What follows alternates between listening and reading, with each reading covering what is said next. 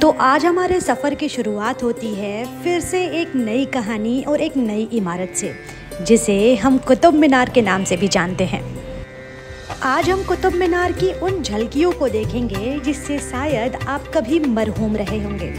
तो आज हम पहुंच जाते हैं कुतुब मीनार पर और करीब 40 रुपए का टिकट लेने के बाद हमारा सफ़र शुरू होता है उस कुतुब मीनार से जिसे दुनिया भर में जाना जाता है। यूँ कहा जाता है कि कुतुब मीनार का इतिहास तो करीब 800 साल पुराना है। कुतुबुद्दीन ऐबक ने सन 1199 में इस कुतुब मीनार के निर्माण का काम शुरू कराया था। तो अब जब हम कुतुब मीनार तक आ ही गए हैं तो कुतुब मीनार के इतिहास के बारे में भी जान लेते हैं। अभी तक तो हमने ये जाना कि इस कुतुब मीनार के बनवाने का काम कुतुबुद्दीन ऐबक ने शुरू करा दिया था, लेकिन अभी भी कहानी अधूरी है।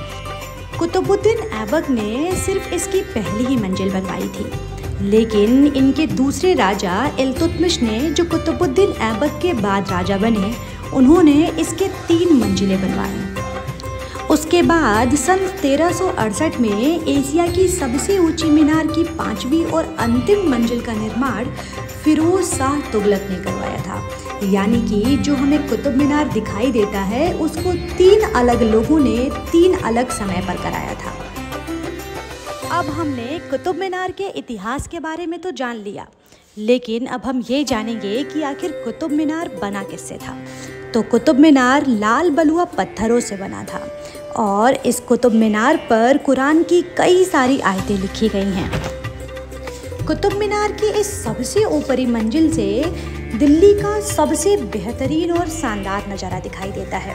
लेकिन अफसोस, अब इस मीनार की ऊपरी मंजिल तक पहुंचने के लिए सरकार ने प्रतिबंध लगा दिया है। अब सवाल ये पैदा होता है कि आखिर इस 5 मंजिला मीनार को बनवाया किस लिए गया था।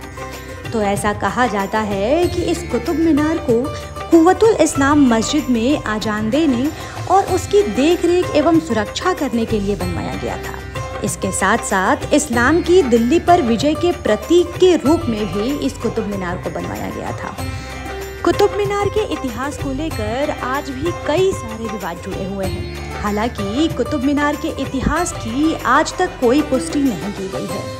कुछ लोगों का मानना है कि कुतुबुद्दीन ऐबक ने हिंदू राजाओं पर विजय पाने के बाद इस मीनार को बनवाया था, परंतु कुछ लोग का ये मानना है कि इसे नमाज पढ़ने के लिए बनाया गया था। अब हम मिलेंगे अपनी नई कहानी और एक नए हिस्से के साथ। बस तब तक के लिए थैंक यू सो मच।